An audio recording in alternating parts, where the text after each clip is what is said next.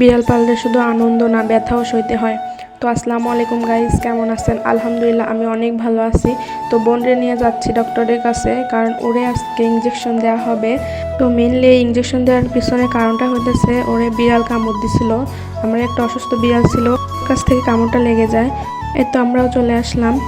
তো দোকানপাট একদম বন্ধ, কারণ আমরা গেছি প্রায় 3:30টার দিকে, বিকেল টাইম এখনও হয় নাই। ওই টাইমে সব দোকানপাট বন্ধ। তো আঙ্কেল বলতেছিল নাও ছবি তুলে নাও। যেহেতু আমি ফোন বের করেছিলাম, তো ওইটা দেখে আমার ছবি তোলার কথা বলতেছিল। পরে বললাম সমস্যা নাই। আঙ্কেল বলতেছিল যে ইঞ্জেকশনটা 3বার নিতে হবে, তো সপ্তাহে হয়তো বা একবার করে।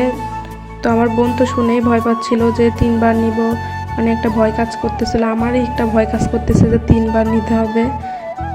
যারা বিড়াল পোষে বা যারা এভাবে কামড় খাইছে তারাই বোঝে কেমন জ্বালা। অবশ্য আমি কখনো এরকমভাবে কামড় খাই নাই বা নেওয়াও লাগে না এরকমভাবে ইঞ্জেকশন। এই ফার্স্ট তাও আমার বোনের। বিড়াল যখন কামড় দেয় রক্ত বের হচ্ছিল হাত দিয়ে, তো আমার আম্মু তো অনেক ভয় পাচ্ছিল। তাও নিম্নে ওই রাত্রে আম্মুর ঘুমই হয় নাই আমার জানা মতে। তো খুব টেনশন করতেছিল যে এরকমভাবে কামড় দিল, আবার মাথা ধরছে কামড়ের পরেও। ইঞ্জেকশন নেওয়ার পরে আম্মু একটু চুপ হয়েছে, এখন আর তেমন কিছু বলে না।